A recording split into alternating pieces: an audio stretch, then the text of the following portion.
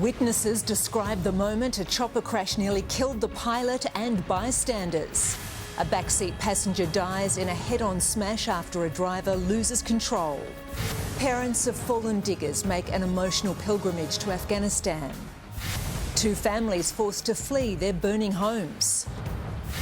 And praying for a Melbourne Cup winner as millionaire owners talk up their chances. Live from Melbourne, this is 7 News with Jennifer Keyte. Good evening. Investigators will interview a pilot who miraculously walked away from a helicopter crash at Olympic Park. Witnesses have described their horror when the chopper smashed into the ground last night. Christy Cooper has more. The question on everyone's lips is, how did anyone survive this? As the rotors hit the dirt, it sort of sounded They're believed like... to be in the final stages of negotiation with the Australian radio network and will return to the breakfast slot next year. Up next on 7 News, clues to the motive of a killer gunman who terrorised Los Angeles airport. Who bought one of Melbourne's most expensive apartments and how much did he pay? And the inconvenient customer who crashed into a convenience store.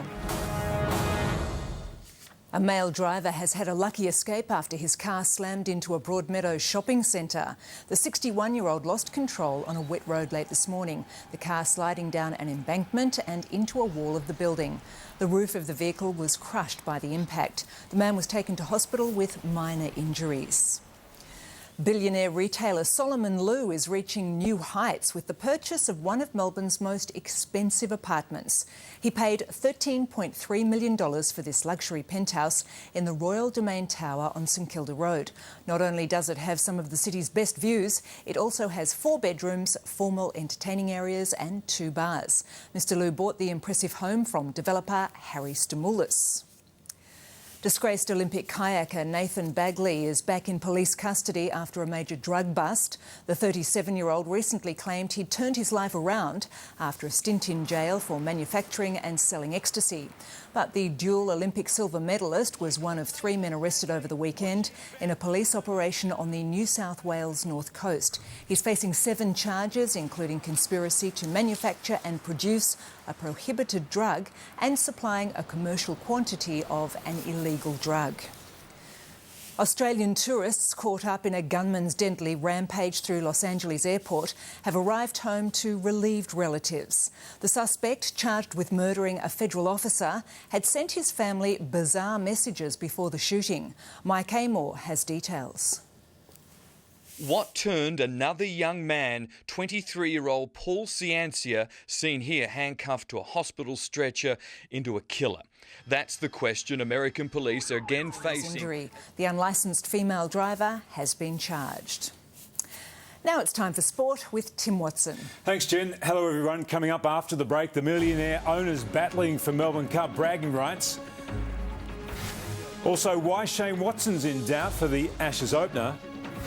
And from goalie to goalie, a moment this keeper would rather forget. Hello again. The Melbourne Cup always attracts some weird and wonderful characters, and today 2 millionaires provided plenty of entertainment. Sean Selby was there for the fun as the owners of international stars Mount Athos and Dunedin traded verbal barbs. Some may think he's off his head. I'm going to sleep with it. But millionaire Dr. Marwan Kukash has declared his horse, Mount Athos, will win the Melbourne Cup. Will I win? Why you are asking me? You doubting it?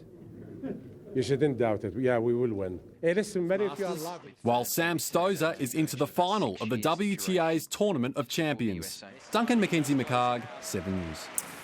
And Jen, finally, you can catch all the fun of the Melbourne Cup parade live here on 7 from midday tomorrow. Looking forward to it. Thank you very much, Tim. Checking last night's Tats Lotto draw now, and the numbers you need are 5, 32, 23, 2, 43 and 40. The supplementaries 34 and 35. And now here's Chris Barth with a look at what's coming up on a very special edition of Sunday Night.